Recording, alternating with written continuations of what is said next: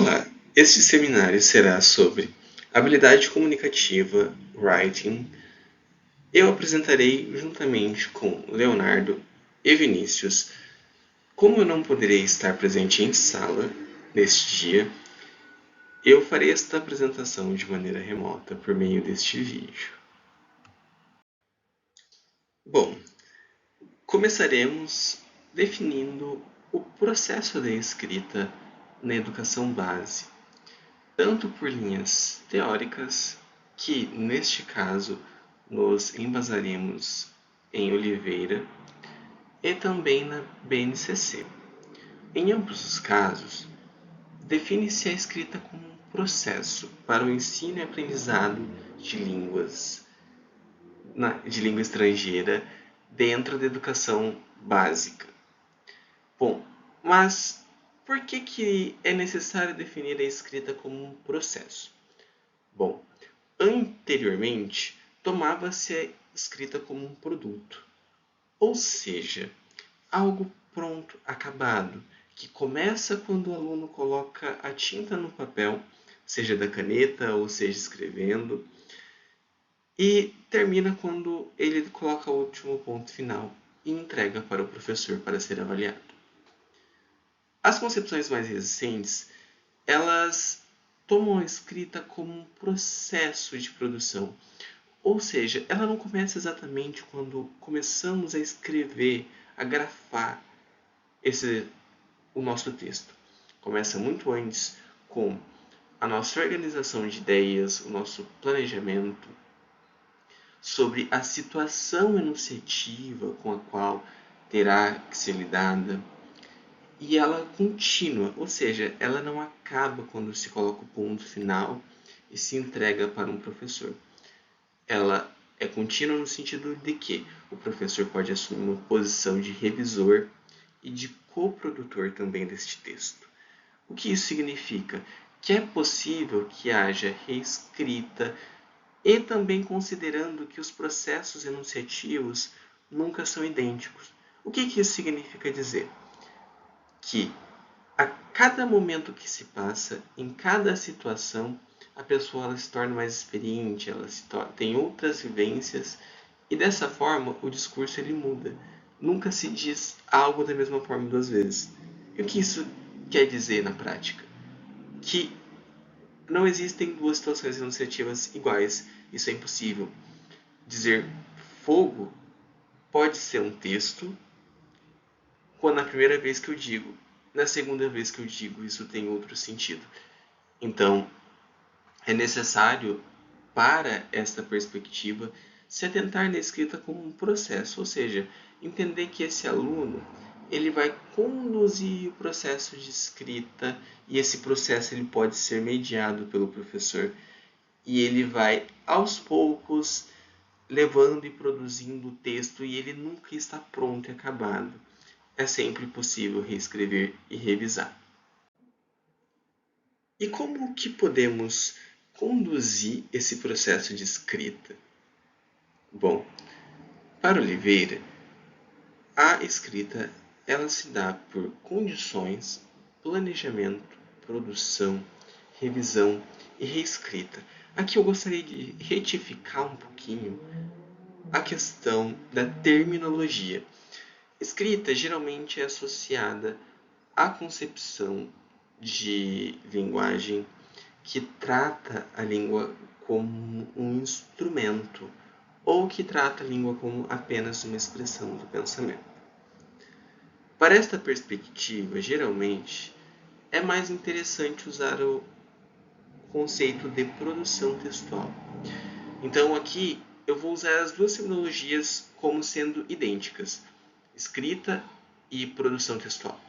Mas, quando pegarmos um texto ou outros autores de outras comunicações, é interessante entender que escrita, em outros casos, pode ter um significado diferente de produção textual. Produção textual é relacionada a isto que eu estou explicando, como escrita como processo, enquanto a escrita geralmente é associada a um conceito de escrita como produto, ok? Deixando claro isso, continuamos. Primeiramente, o que se tem que estabelecer para que haja uma produção textual? As condições. O que é determinante para a produção de um texto? A finalidade. É a finalidade que define os interlocutores, é a finalidade que define a posição que o autor ele ocupa, a posição social, e é por meio dele que se define o gênero, o suporte, o meio. Sempre temos que lembrar aquelas perguntas: como, quando, onde e por quê? Como que eu vou dizer o que eu vou dizer? Quando eu vou dizer? Para quem eu vou dizer? Por que eu vou dizer? E o que eu tenho de intenção com isso? Então, é muito necessário que o professor deixe isso muito claro. Por quê? É necessário saber isso para que se possa planejar um texto. Como que você pode planejar algo se você não sabe? O que é, para quem é, quando é, por que motivo? O que se intenciona com isso?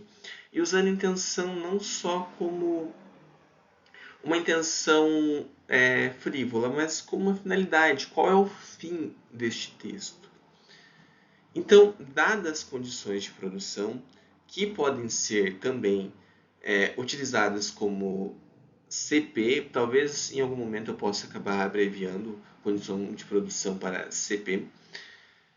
Dadas as CPs, temos o planejamento, ou seja, é quando o aluno ou o produtor do texto ele vai analisar essas condições e vai colocar no papel ou mentalmente o que ele vai fazer, como que ele vai construir, que estrutura que ele vai usar desse gênero textual, que palavras que ele vai usar, que estilo linguístico, sintático e como que ele vai conduzindo isso, vai separar as ideias, qual ideia vem primeiro, qual ideia vai depois.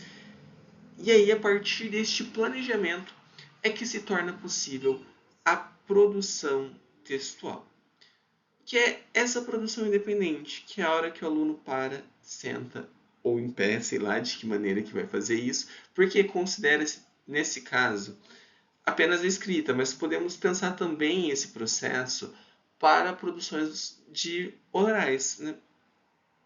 Uma palestra geralmente passa por esses processos de produção textual que estamos descrevendo agora. Então ele passa a produzir. Depois dessa produção, tem uma revisão, no caso do ensino, por parte do professor. Em outros casos, essa revisão pode ser feita pelo próprio autor. Ele deixa lá o texto descansar por um tempo. Vai, volta, revê, tenta achar coisas que ele pode adequar de uma maneira mais efetiva. No caso do professor, esse papel fica para ele. Ele pode chegar e revisar esse texto. Há vários tipos de revisão. Não vou entrar em detalhes aqui, porque senão tornaria este seminário muito longo e não é interessante. Mas o professor pode ali fazer apontamentos, indicar, fazer comentários, e a partir disso o aluno reescreve este texto, tentando adequá-lo ao máximo possível à situação enunciativa que foi dada pelas condições de produção. Bom, para que a gente produza um texto e possa avaliá-lo, é necessário que conheçamos os elementos de textualidade segundo Oliveira. Eles são coerência, coesão, intencionalidade, aceitabilidade, situacionalidade, informatividade e intertextualidade. Vou passar por eles bem resumidamente. Coerência é um princípio de interpretabilidade do texto e está relacionado à não contradição do texto e à interpretação do texto. Esse texto ele pode ser interpretado? É possível interpretar esse texto? Ele se contradiz? Ele não se contradiz? Coesão está relacionada à ligação entre as partes do texto, ao discurso e à parte estrutural. Ou seja, todo texto ele tem um começo, um meio e fim, e isso tudo é muito amarrado, tanto linguisticamente quanto discursivamente.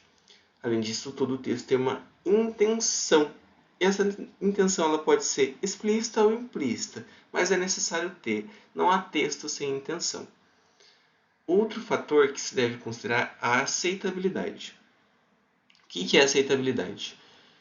É o quanto esse texto ele pode ser aceitável pelos seus interlocutores. Então, é necessário tentar ali deduzir a aceitabilidade desse texto para que se possa escrevê-lo de uma maneira legal e ele atinja seus objetivos, ou melhor dizendo, suas finalidades. A situacionalidade, ou seja, qual situação enunciativa, em que momento, como, porque cada situação é diferente, então é necessário considerar essa questão de situacionalidade. Obviamente, todo texto, mesmo os menos informativos, eles têm alguma informação. Ele precisa informar algo para interagir. Tomando informatividade não somente como uma notícia que vai te informar sobre algo muito elaborado. Não. Um texto ele informa coisas que podem parecer frívolas e às vezes nem informações, mas todo texto ele informa algo. É necessário sempre ver o que esse texto informa e se ele está informando de fato. E o último tópico é intertextualidade. Todo texto ele é construído por outros discursos. Alguns são marcados mais claramente, outros não. Mas, em alguns casos, tem sim a intertextualidade e ela é marcada e é necessário perceber isso, tanto para produzirmos texto quanto para lermos. Bom, e agora vamos para as microhabilidades de escrita. As microhabilidades de escrita são ortografia e pontuação, ordenação de palavras, aprimoramento sintático, adequação textual, uso de elementos coesivos, estruturação interna e cadenciamento lógico do parágrafo e revisão textual. Então, com a escrita se desenvolve essas habilidades, segundo Oliveira. Os PCNs, eles tomam a linguagem também, ou melhor, a produção de texto em língua estrangeira moderna, no caso inglês, como passíveis de conhecimento de mundo, lexicais, sistema morfológico, sintático, fonético, fonológicos e de organização textual. Tudo isso passa-se pela escrita como processo. Nas atividades que desenvolvemos, podemos perceber que a escrita ela é tomada como um processo pelo professor. Primeiro há uma contextualização ao tema, o preâmbulo, há uma discussão, ali há provocações, e provocações no sentido de indagações que fazem o aluno se questionar para conseguir, já esquentando ali as ideias para produzir um texto. Logo após tem a situação comunicativa, para que, para quem, quando, onde. Se institui isso muito claramente, o gênero, o suporte. Dado isso, também se mostra as estruturas e tudo que será necessário. Mas ainda não acaba aí a atividade. Depois dessa produção, os alunos podem e devem ler os textos dos outros, indicar possíveis equívocos, indicar maneiras de produção, revisar ali de fato e também, ao final da atividade, a turma escrever em conjunto, ou seja, uma produção coletiva que passa por o processo de escrita e não se finaliza com o último ponto final do primeiro aluno. Ele passa por outras etapas até se constituir um texto coletivo. Essas foram as nossas referências para a produção deste seminário. E muito obrigado por ter assistido esse vídeo até aqui. Até uma próxima.